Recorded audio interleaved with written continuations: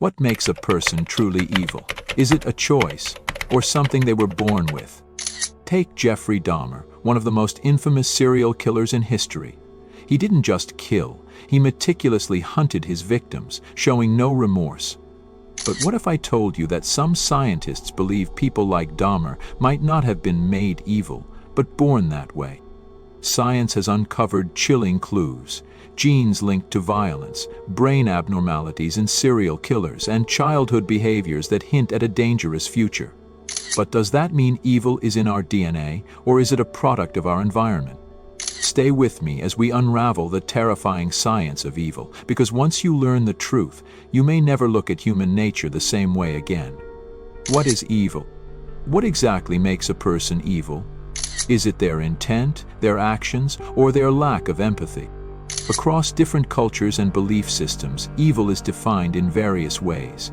Some see it as a religious or supernatural force, while others view it as a purely psychological phenomenon.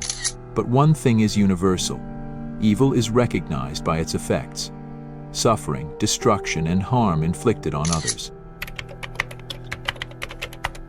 One of the most unsettling aspects of evil is that some people seem to take pleasure in causing harm. Psychologists call this sadistic personality disorder, a rare but real condition where people derive pleasure from hurting others.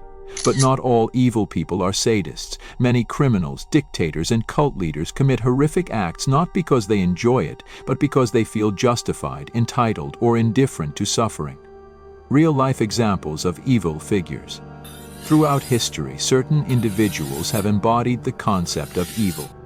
Ted Bundy, a charming, intelligent law student who brutally murdered over 30 women while showing zero remorse.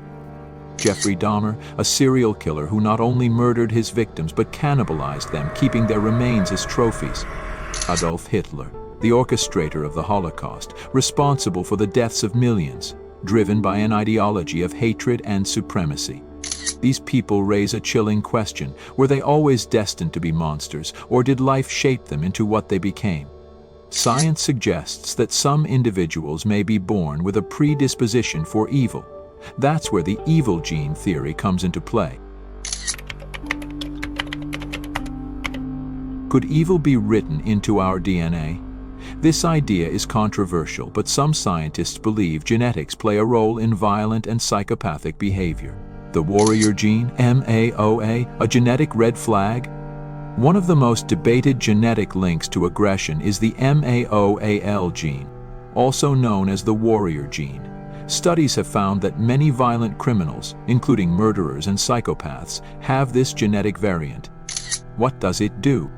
MAO is an enzyme that regulates neurotransmitters like dopamine and serotonin, chemicals that influence mood, impulse control, and aggression. People with low-functioning MAOA struggle to process these chemicals, making them more prone to impulsive aggression. This raises a chilling question. If someone is born with a genetic predisposition for aggression, should we judge them the same way we judge someone who chooses evil? Or is evil itself more complicated than we think?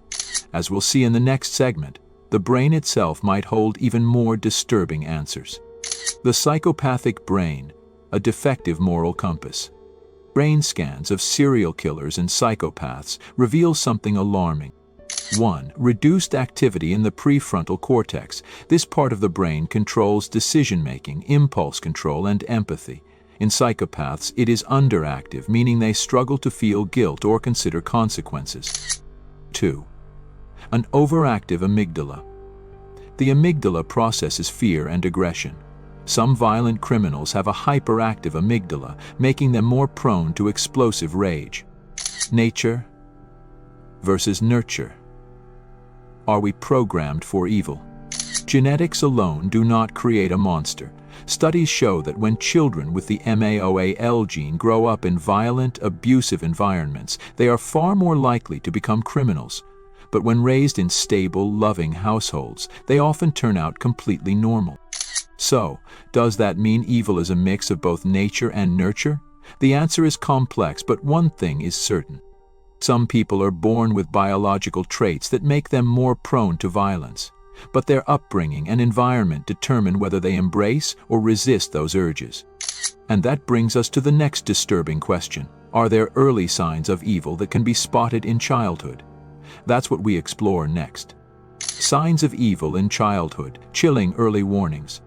Can you spot evil before it fully emerges? Psychologists believe that in some cases the warning signs may appear long before a person commits their first crime. One of the most chilling indicators lies in the dark triad, a set of personality traits found in some of history's most dangerous individuals. Narcissism, a sense of entitlement, lack of empathy, and an obsession with power. Machiavellianism, deception, manipulation, and a willingness to exploit others for personal gain. Psychopathy, a complete lack of guilt, remorse, or emotional connection to others.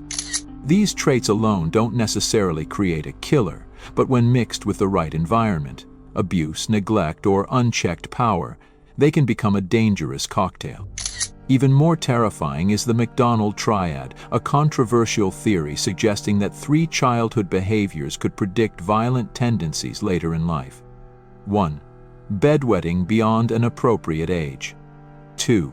Cruelty to animals. 3. Fire setting. While not every child who exhibits these signs grows up to be a murderer, many serial killers, including Jeffrey Dahmer and Albert DeSalvo, the Boston Strangler, displayed them in childhood.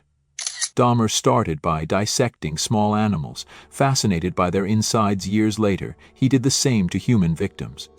Real-life case studies reveal a disturbing trend. Many infamous criminals showed early warning signs, but no one stopped them. The question is, can we intervene before it's too late? Are people born with an evil blueprint, or does life twist them into monsters? The nature versus nurture debate has raged for centuries, and science is still searching for answers. One of the most fascinating studies involves identical twins, people with the exact same DNA. In some cases, one twin becomes a violent criminal, while the other leads a normal life. How is that possible?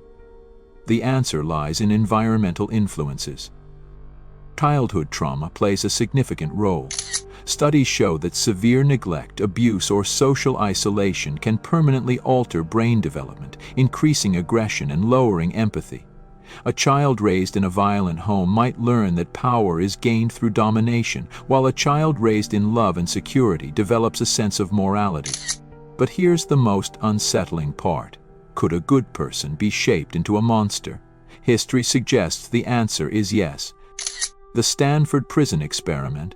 When ordinary college students were given power over prisoners, they quickly turned cruel, humiliating and abusing their peers. The banality of evil, the horrifying reality that ordinary people, when placed in the right or wrong circumstances, can commit unthinkable atrocities. Evil, it seems, may not always be inherent. It can be manufactured, and that's perhaps the scariest truth of all. If we can recognize the signs of evil, can we stop it before it takes hold? Or is darkness too deeply rooted to erase? Therapists and neuroscientists have long debated whether psychopathy can be cured. Some treatments, like cognitive behavioral therapy, have shown mild success in managing aggression. But many experts believe that true psychopathy is permanent, a neurological condition that can't be reversed. But what if we could predict and prevent evil behavior before it manifests? Criminal profiling. Law enforcement uses behavioral science to identify dangerous individuals before they strike. AI and neuroscience. Researchers are exploring brain scans and genetic markers to assess someone's likelihood of violent behavior. Early intervention. Some experts believe that if we can catch the warning signs in childhood, we may be able to steer a potential killer away from their dark path. Yet, perhaps the most chilling realization is this: evil isn't as far away as we think. History, psychology, and science all point to the same terrifying conclusion.